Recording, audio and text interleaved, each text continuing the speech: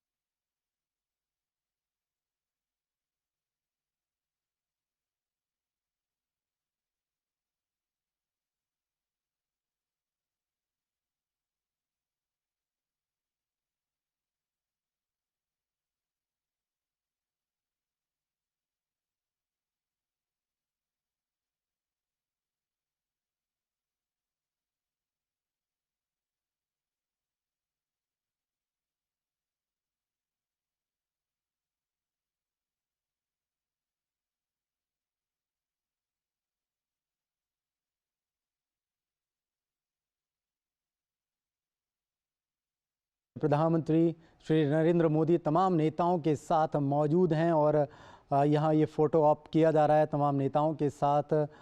बहुत ही बड़ा दिन है भारत के लिहाज से और ब्रिक्स समिट में वो तमाम बातों पर चर्चा की गई, नए देशों को इसमें शामिल भी किया गया और तमाम फैसले इस समिट में लिए गए।